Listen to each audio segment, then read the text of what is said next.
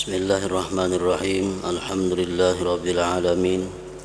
Wa bihi nasta'in ala umurid dunya waddin.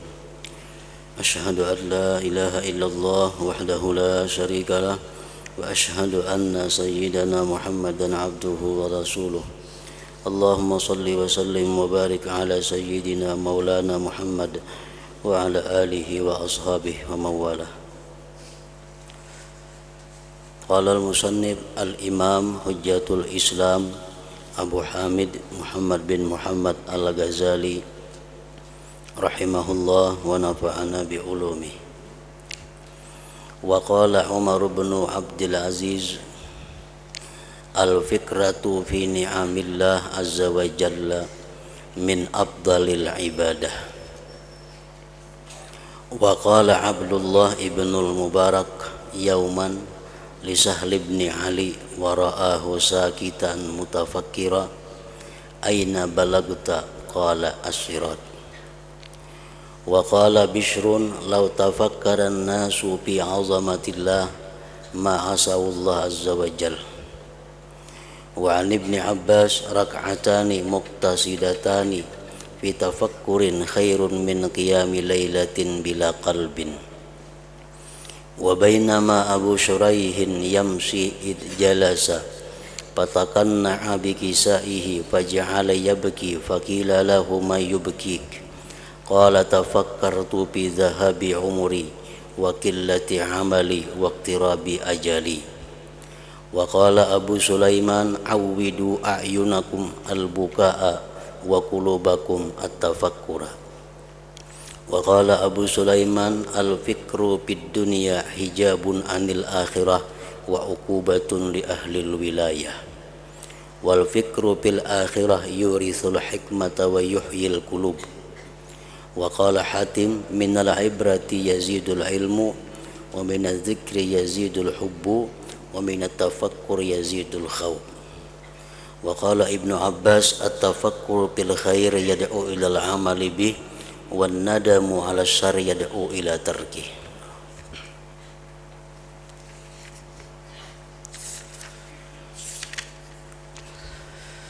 Makna daripada kalam Al-Imam Al-Ghazali rahimahullah, Umar bin Abdul Aziz berkata, berfikir tentang kenikmatan Allah azza wa jalla adalah termasuk ibadah yang paling utama. Berpikir tentang nikmat-nikmat yang diberikan Allah kepada kita merupakan ibadah yang paling afdal.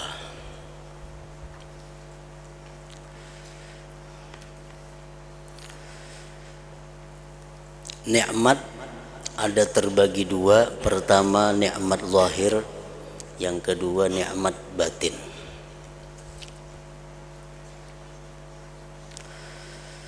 Kedua-dua nikmat itu kita disuruh untuk merenunginya, mentafakkurkannya. Nikmat zahir seperti kesehatan, keamanan, kekayaan, kekuatan, harta benda, dan lain sebagainya. Itu adalah nikmat yang zahir. Apabila kita berpikir tentang banyaknya nikmat yang kita terima dari Allah Subhanahu wa ta'ala, maka itu merupakan satu ibadah yang sangat besar pahalanya. Kita berpikir tentang nikmat Allah Subhanahu wa ta'ala yang dinamakan kesehatan. Berapa harganya, berapa mahalnya nikmat kesehatan itu kalau dihitung dengan duit. Tetapi nikmat-nikmat itu kada akan terasa besar manfaatnya kecuali sesudah nikmat itu hilang daripada kita. Kita kadang merasa berapa harganya, betapa pentingnya sihat, kadang merasa kecuali sesudah sakit. Nah, hendaknya jangan sampai yang demikian itu. Kita tafakur, kita berpikir nikmat yang diberikan Allah Subhanahu wa ta'ala kepada kita itu contoh nikmat yang zahir. Ada lagi nikmat yang batin. Nikmat yang batin seperti yang difirmankan Allah, siratal ladzina an'amta alaihim ghairil maghdubi alaihim waladdallin. Nikmat yang batin seperti nikmat Islam dan iman, nikmat tauhid, nikmat ilmu yang diberikan Allah kepada kita, nikmat hidayah, nikmat taufik dan lainnya. Nah, itu pun kadangkala pentingnya untuk dipikirkan. Dengan adanya berpikir tentang nikmat-nikmat itu, sehingga kita bisa mensyukurinya, bisa berterima kasih kepada Allah Subhanahu wa ta'ala. Nikmat Islam ini nikmat yang sangat mulia, nikmat yang sangat mahal. Dari penduduk dunia sebanyak kurang lebih 5 miliar manusia, hanya sekitar 1 miliar yang diberi Allah nikmat Islam ini. Termasuk diantaranya kita-kita yang menerima nikmat Islam itu. Nikmat Islam jauh lebih mahal di sisi Allah daripada nikmat harta, benda dan sebagainya. Berpikir tentang kenikmatan Allah Azza wa Jal adalah termasuk ibadah yang paling utama.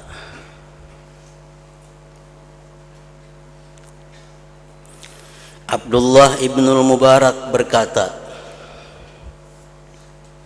pada suatu hari kepada Sahal bin Ali, dan ia Abdullah bin Mubarak melihatnya Sahal diam lama berpikir. Sahal ini diam, tafakur lawas. Lalu Abdullah bin Mubarak berkata, di mana kamu sampai? Sampai di mana sudah ikan berpikir itu kalau lawasan berdiam? Sahal bin Ali menjawab, as-sirat. Aku tafakur sudah sampai ke titian siratal mustaqim. Nah, artinya bahwa berpikir mengenai akhirat, berpikir tentang kematian, berpikir tentang kubur, berpikir tentang mahsyar, berpikir tentang mizan timbangan amal, berpikir tentang siratal mustaqim, itu pun termasuk ibadah. Apa yang dipikirkan terhadap hal-hal seperti itu, berpikir tentang sirat umpamanya, kita tafakur tentang siratal mustaqim, apa yang kita pikirkan? Pertama kita pikirkan adalah panjangnya titian siratal mustaqim itu, perjalanan beberapa ratus tahun hanya sampai Menyubarang.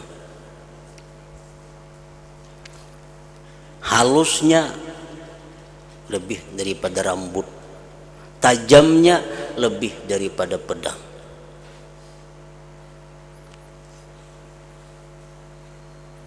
Itu yang pertama kita pikirkan tentang sirat itu.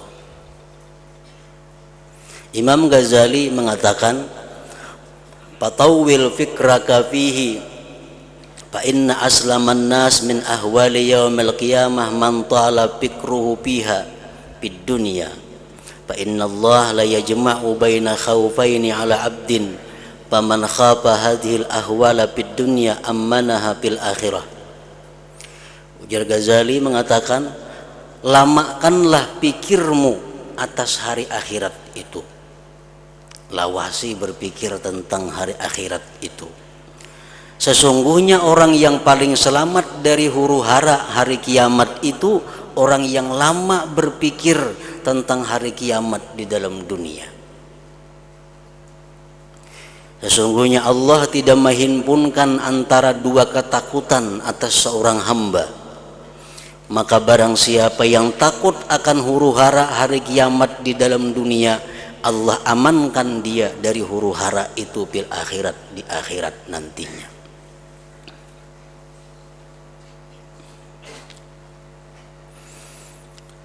Nah, Sahal bin Ali beliau berpikir sudah sampai ke sirat tadi. Kemudian yang kita pikirkan lagi tentang sirat itu, bagaimana nantinya kita melewati titian itu. Kita membayangkan diri kita melewati titian itu macam apa, termasuk yang seperti apa. Ada yang lewat di titian itu kalamhil barak, seperti kilat. Nah, ini orang yang kadang merasakan apa-apa. Di bawah sirat Jahannam. Bila gugur otomatis taka Jahannam. Apakah kita masuk dalam golongan orang yang lewat titian itu seperti kilat? Ada orang yang lewat di titian itu kamarir rih, seperti angin. Masukkah kita di golongan itu? Ada yang lewat di titian itu ka asra'il bahaim, seperti kuda yang cepat, binatang yang laju. Ada yang lewat di titik siratal mustaqim itu dengan berlari. Ada yang lewat berjalan kaki, jalan kada kawa laju. Ada yang lewat dengan bekisut. Nah, disuruh kita berpikir untuk menghadapi itu, di mana kira-kira gulungan apa kita masuknya. Apakah lewat di gulungan yang mana?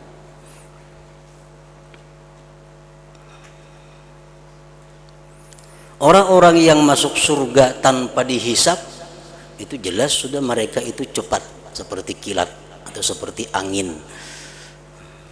Nah, orang-orang yang di padang mahsyar itu melalui hisap, melalui perhitungan-perhitungan, tentu dia akan lewat sirat itu dengan berjalan kaki. Karena di sirat itu terdiri ada 7 pos, 7 penjagaan. Ini merupakan penjagaan terakhir yang mencek tentang buku amal catatan manusia. Pos yang pertama, malaikat bertugas mencek tentang syahadatain, 2 kalimat syahadat kita.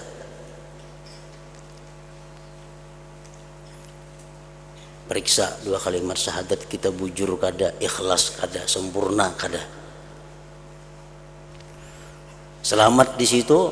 Di pos yang kedua, terus pos yang kedua, malaikat bertugas mencek amal catatan kita tentang sembahyang. Ya, apa sembahyang kita sempurnakah, ikhlaskah, bujurkah? Yang ketiga, pos yang ketiga, puasa. Bujurkah puasa kita sempurna? Ada kata hutang puasa? Pos yang keempat, zakat. Bujur-bujurkah berzakat? Atau zakat diakalani kayak apa zakatnya? Yang kelima, pos haji dan umrah. Sempurnakah hajinya, sempurnakah umrahnya? Pos yang keenam, penelitian tentang wudhu dan mandi janabah atau mandi haid. Nah, paling terakhir pos ini sudah kelihatan surga. pemeriksaan tentang kezaliman terhadap manusia. Ini pos yang terakhir. Diperiksa dalam buku catatan amal yang kita bawa itu, apakah ini orang ada menzalim manusia, apakah ini orang ada menipu manusia, apakah orang ada membunguli orang, apakah ini pernah berbuat kepada manusia yang kada nyaman. Nah, di situ yang paling terakhir. Bila ini selamat, maka selamatlah dia dari gugur atau jatuh di titian siratal mustaqim tadi. Nah, itu contoh tafakkur tentang sirat. Nah, apabila kita berpikir tentang sirat, tentang titian itu, maka kita otomatis buah tafakkur itu akan menimbulkan, buah tafakkur itu akan menghasilkan persiapan. Kita cari apakah ada amalannya supaya di titian siratal mustaqim itu lancar. Itu hasil daripada buah daripada tafakkur. Setelah kita memikirkan betapa beratnya liwat di titian siratal mustaqim itu, lalu kita berusaha mencari jalan kayak apa supaya bisa selamat.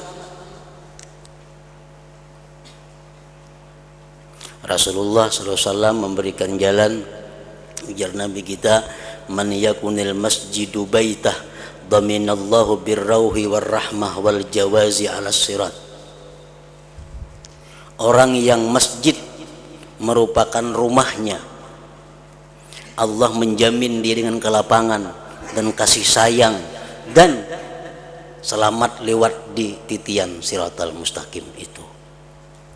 Artinya orang-orang yang suka ke masjid, orang-orang yang suka sembahyang berjamaah 5 waktu atau suka i'tikaf di masjid, itu Allah menjamin dia akan lulus di titian siratal mustaqim tadi. Nah, itu salah satu jalan keluar yang diberikan oleh Nabi kita kalau kita takut khawatir menghadapi keselamatan kita di titian siratal mustaqim itu.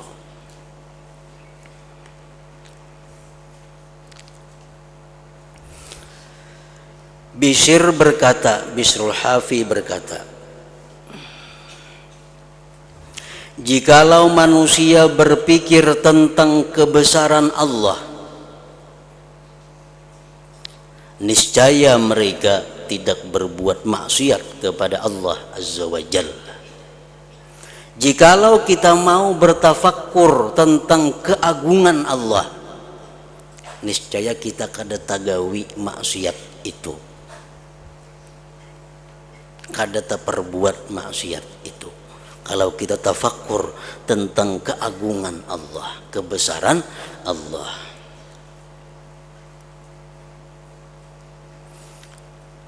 Imam Ja'far As-Shadiq pernah ditanya, Allah maha besar, ajar orang, maha besar dari apa? Apakah Allah itu besar daripada aras? Apakah Allah itu besar daripada Al-Kursi? Apakah Allah itu besar dari apa? Kan biasa bila besar itu ada nanta halus. Nah, Allah ini maha besar, lebih besar dari apa? Imam Ja'far Shadiq mengatakan, Allahu Akbar min ayyusaf. Allah itu maha besar dari bahwa diterangkan. Allah itu maha besar daripada bahwa dijelaskan. Allah itu maha besar daripada bahwa dirincikan. Allah tuh kada kawa dijelaskan kayak apa tentang Allah, kada kawa, terlalu besar Allah untuk dijelaskan. Kita kada kau menjelaskan kayak apa Allah itu karena orangnya maha besar. Jadi maha besar daripada dijelaskan. Zat Allah itu maha besar, sifatnya maha besar, af'al perbuatannya pun maha besar. Nah, kalau kita berpikir tentang keagungan, kebesaran Allah Subhanahu wa ta'ala, kita kada bakal maksiat. Kenapa sebabnya?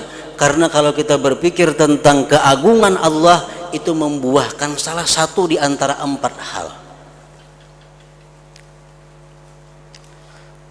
Pertama, kalau kita berpikir tentang keagungan Allah, bisa menimbulkan takut kepada Allah, bisa menimbulkan khauf, takut. Kalau kita takut kepada Allah, jelas sudah kita kada mau melakukan pelanggaran hukum Allah. Yang kedua, kalau kita berpikir tentang keagungan Allah, bagaimana agungnya Allah itu menciptakan surga, bagaimana Allah Maha Agung menciptakan bidadari dan segala macam kenikmatan surga, itu akan membuahkan harapan dalam hati kita. Nah, bila kita berharap dapat surga itu, jelas sudah kita kada akan mau melanggar hukum Allah. Orang yang wani berbuat maksiat itu orang yang kada berharap surga. Orang tua wani berbuat nang haram, wani melakukan maksiat, itu orang yang kada berharap masuk ke dalam surga. Selama orang masih berharap masuk ke dalam surga, kada mau melakukan satu kemaksiatan. Nah, kalau orang berpikir tentang kebesaran Allah, keagungan Allah, itu bisa menimbulkan sifat malu terhadap Allah, haya, malu kepada Allah. Kalau orang itu punya malu kepada Allah, jelas sudah kada akan mau melanggar hukum Allah. Yang keempat, kalau orang mau berpikir tentang keagungan Allah, bisa menimbulkan cinta dia kepada Allah. Kalau orang cinta kepada Allah, makin jauh daripada melanggar hukum-hukum Allah. Nah, makanya tadi ujar Bishr berkata bahwa jikalau manusia itu berpikir tentang kebesaran Allah, niscaya mereka tidak berbuat maksiat kepada Allah Azza wa Jalla.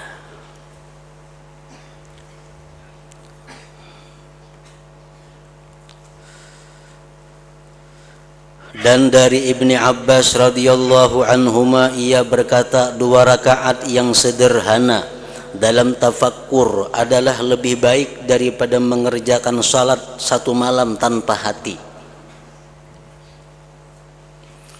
Orang sembahyang semalaman, tapi kada ada tafakkurnya dalam salat itu, kada ada perenungannya terhadap apa yang dibacanya. Lebih baik sembahyang 2 rakaat yang biasa, tapi diisi dengan tafakkur dalam sembahyang itu. Sebelum kita ruku, sebelum kita sujud, itu kita sudah tafakkur tentang kebesaran Allah. Dengan demikian kita ruku, dengan demikian kita sujud.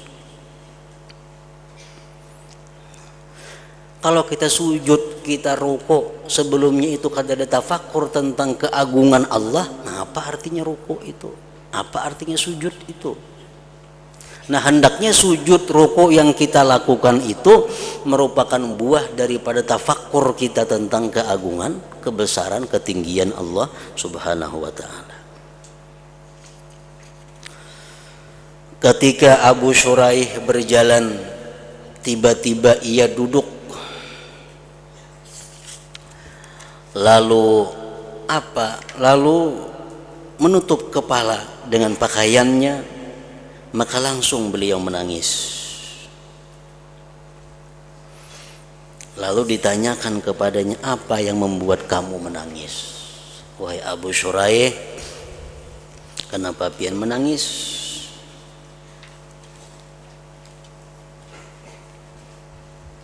Abu Shuraih menjawab, saya berpikir tentang perginya umurku. Aku tadi berpikir tentang hilangnya umurku. Berapa sudah umur nang hilang? Dan sedikitnya amalku. Dan dekatnya ajalku. Itu nang ku pikirkan tadi, maka tangis nih. Umur sudah berapa tahun nang hilang? Sedikit amal kebaikan, sedikit ibadah kepada Allah, sedangkan ajal lagi sedikit habis.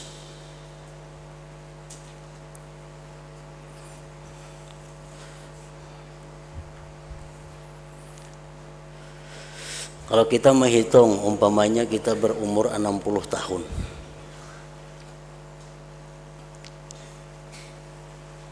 60 tahun sudah umur yang kita jalani.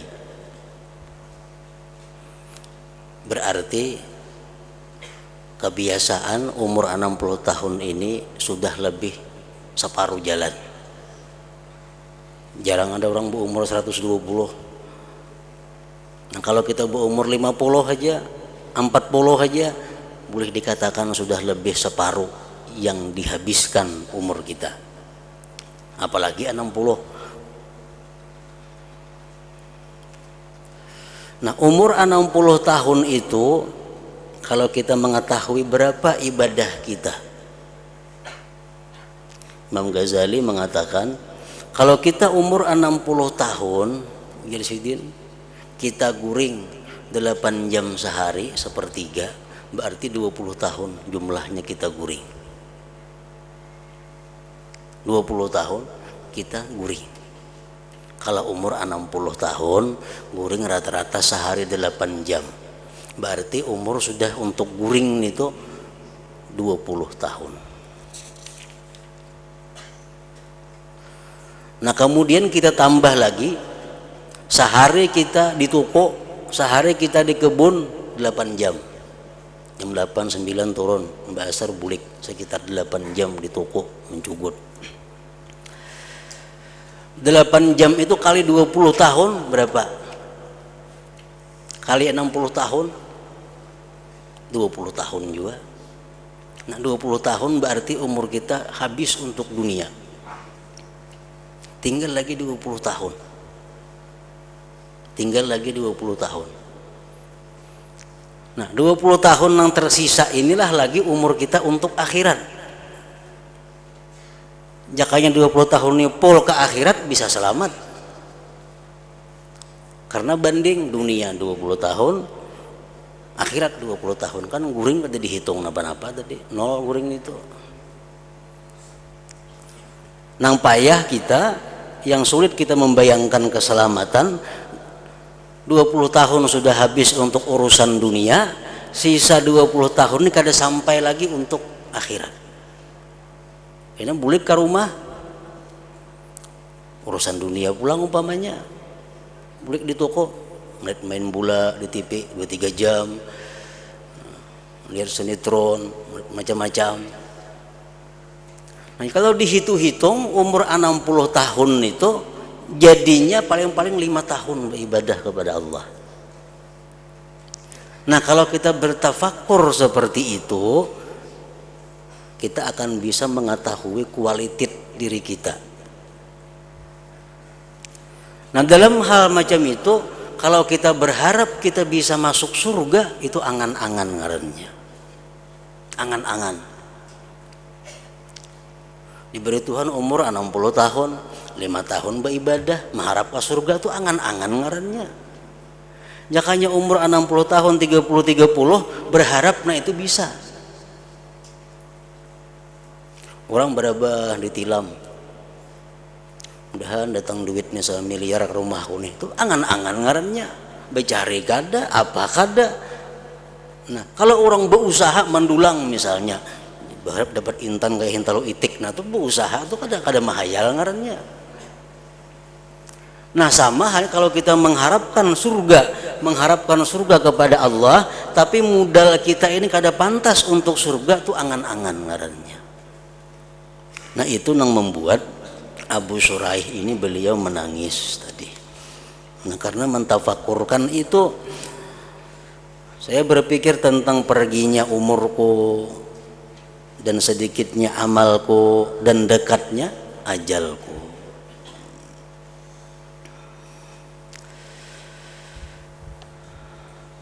Nah, oleh karena itu Rasulullah Shallallahu Alaihi Wasallam dan para ulama-ulama warasatul anbiya, mereka itu mengajarkan kepada kita bagaimana waktu umur kita itu supaya bermanfaat untuk akhirat, jangan nang sia-sia, apalagi jadi dosa. Kita ambil contoh misalnya guring tadi makan waktu 20 tahun. Itu ada sedikit waktu terbuang untuk guring. Nah, kayak apa caranya supaya guring itu dijadikan supaya ibadah?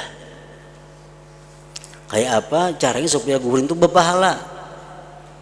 Jadi mengeluarkan 20 tahun tambahan. Nah, para ulama mengajarkan antara lain bisa guring itu menjadi pahala dengan niat yang baik. Dengan niat yang baik. Inya guring pertama untuk menunaikan hak tubuh. Inya guring dengan niat supaya sihat awak untuk mengabdi beribadah kepada Allah. Nah, kalau bangunnya kayaknya beribadah, bisa niatnya macam itu. Orang-orang penuntut ilmu itu kawa niat guring supaya kada mengantuk menuntut ilmu, supaya sihat menuntut ilmu. Kenapa? Karena seharian hidupnya adalah menuntut ilmu. Kalau orang-orang yang berusaha, berkebun, bertani, ada cocok untuk ibadah, karena isuknya bertani. Nah, itu jalan pertama dengan niat bisa guring itu menjadi ibadah. Yang kedua, guring itu bisa menjadi ibadah dengan zikrullah. Zikrullah umum, salawat, kata tasbih, Quran, apakah? Artinya apa? Kita hendak guring itu berbacaan la ilaha illallah, umpamanya la ilaha illallah. Nah, sampai kita tak guringan, tak ampih kita tak guringan. Jakanya kita kada guring bacaan terus nih, cuma tak guringan. Nah, berapa jam kita guring itu kita dinilai sebagai orang yang berzikir tadi ngarannya. Ini cocok untuk pengusaha nang niat yang tadi kada cocok. Jadi hendak guring bagi salawat, Allahumma sholli ala sayyidina Muhammad wa ala ali sayyidina Muhammad, Allahumma baca sampai hanyut, sampai guring hilang. Nah, berapa jam guring, maka kita dihukumkan sebagai orang yang bersalawat atas Nabi sallallahu alaihi wasallam. Ini salah satu cara untuk memanfaatkan guring supaya jadi nilai ibadah atau nilai kebaikan. Kalau kadang itu kayaknya takur.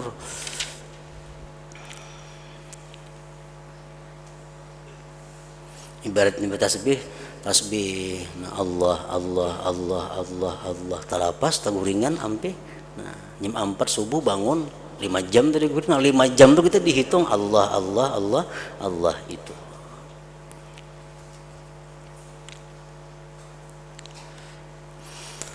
Abu Sulaiman berkata, berpikir tentang dunia adalah hijab dari akhirat.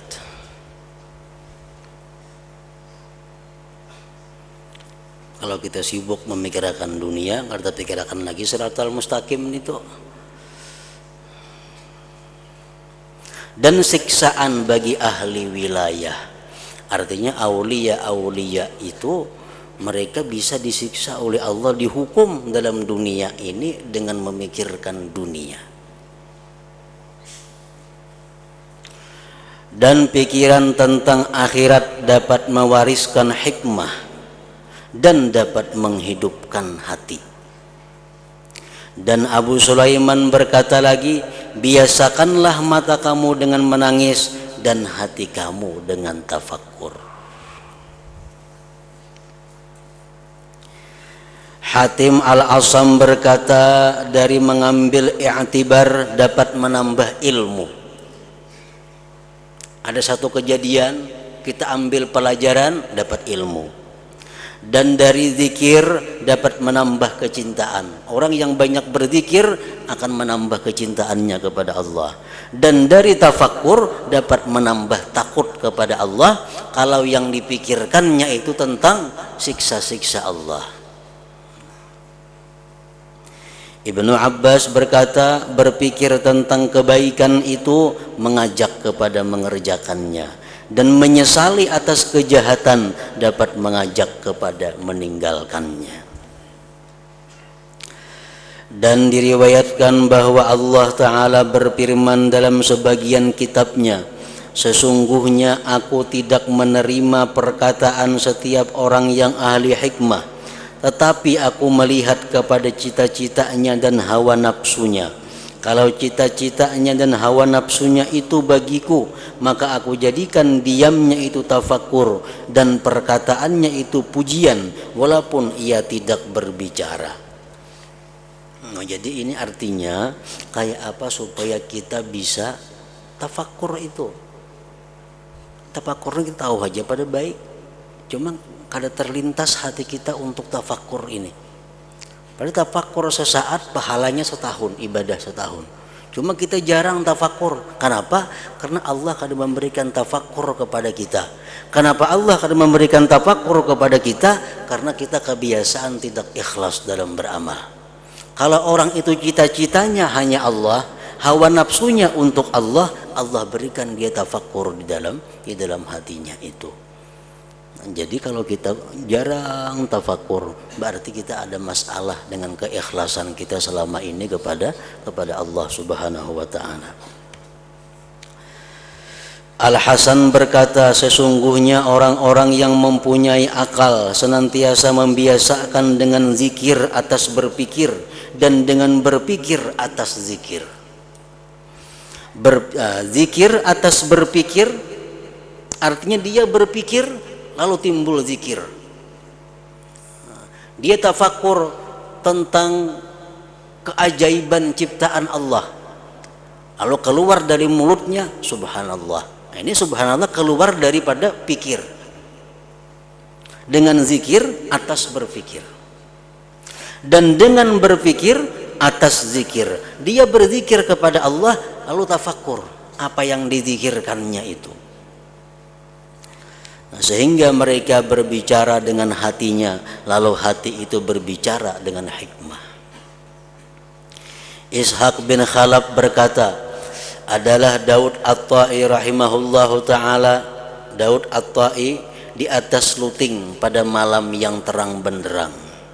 Lalu ia bertafakur tentang kerajaan langit dan bumi. Sedang ia memandang ke langit dan menangis. Di atas luting tafakur, melihati bulan purnama nang terang. Beliau memikirkan tentang keajaiban ciptaan Allah, kerajaan Allah langit dan bumi. Daripada asiknya tafakur sehingga ia jatuh, gugurnya pas ke rumah tetangga sebelah.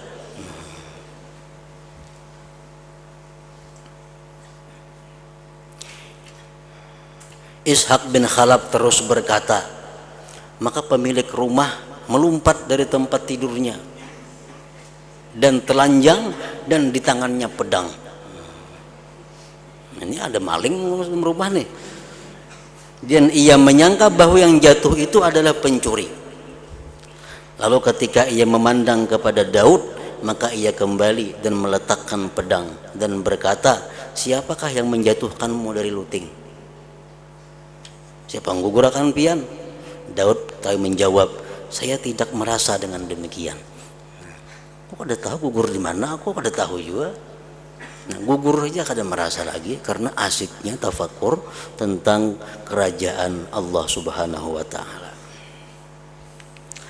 Al-Junaid berkata, paling mulia majlis dan paling tingginya adalah duduk beserta berpikir pada lapangan tauhid.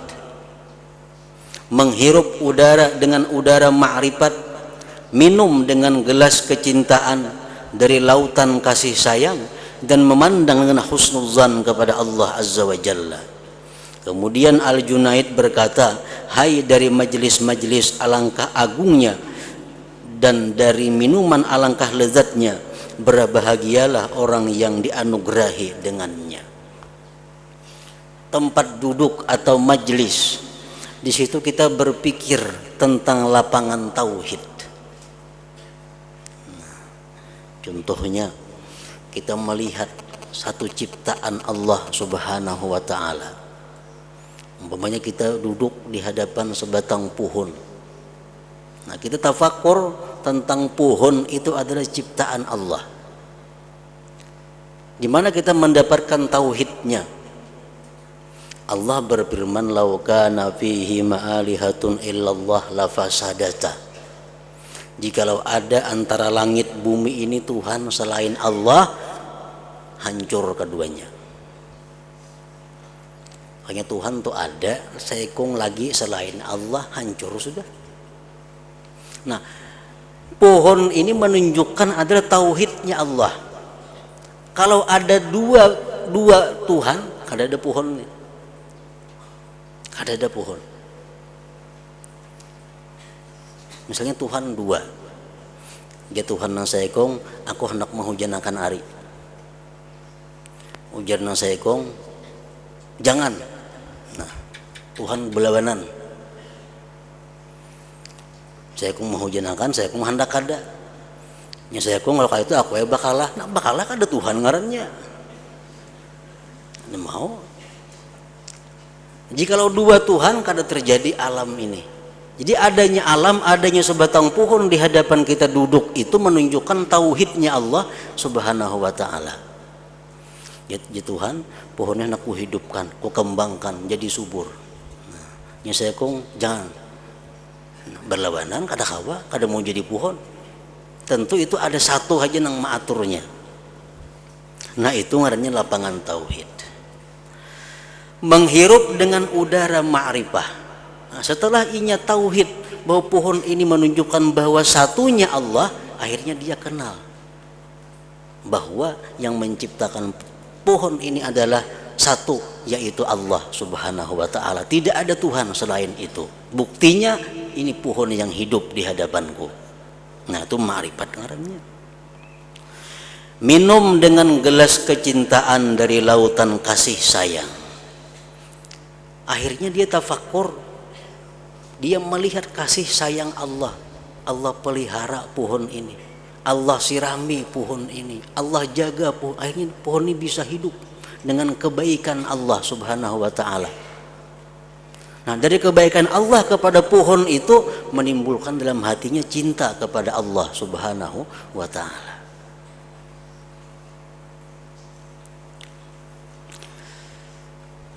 Dan memandang dengan husnuzan kepada Allah Azza wa Jalla. Kalau kita sudah mencintai Allah Subhanahu wa taala, seluruh perbuatan Allah itu pasti kita husnuzan. Nah, kalau kita mencintai seseorang, apapun yang diperbuat orang yang kita cintai itu pasti kita sangka baik lawan inya. Ada mau sangka buruk? Pasti sangka baik, karena modal kita adalah cinta kepada inya. Nah, demikian pula orang yang sudah mentauhidkan Allah, lalu dia ma'rifat kepada Allah dan dia cinta kepada Allah, segala apa yang diperbuat Allah, apa yang diputuskan oleh Allah, pasti dia sikapi dengan husnuzan billah, baik sangka kepada Allah Subhanahu wa taala. Apapun yang diberikan Allah kepadanya, dia pasti meyakini inilah yang terbaik untuk diriku dari Allah Subhanahu wa taala. Nah, berbahagialah orang yang dianugerahi dengannya tadi. Orang yang kawa tafakur seperti itu menghasilkan tauhid, menghasilkan ma'rifat, menghasilkan cinta, menghasilkan husnuzan dengan Allah Subhanahu wa taala. Asy-Syafi'i rahimahullah taala berkata,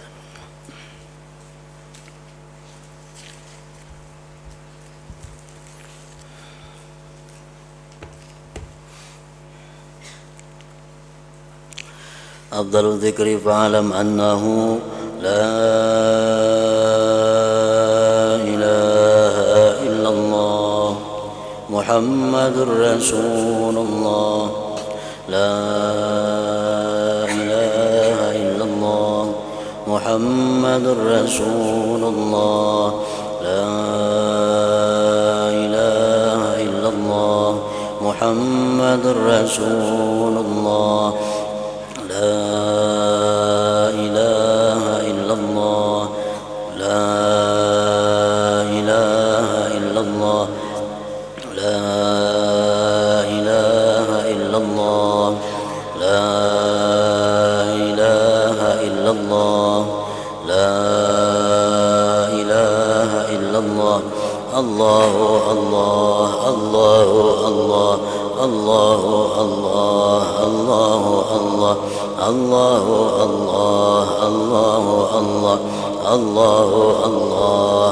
Allahu Allah الله الله الله الله الله الله الله الله الله لا إله إلا الله محمد رسول الله لا إله إلا الله محمد رسول الله لا إله إلا الله محمد رسول الله لا إله إلا الله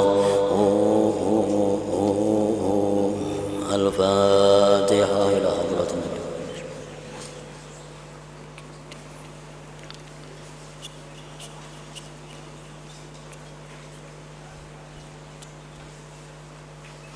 فيا أيها الرجل منه شفاعة صلوا عليه وسلموا تسليما.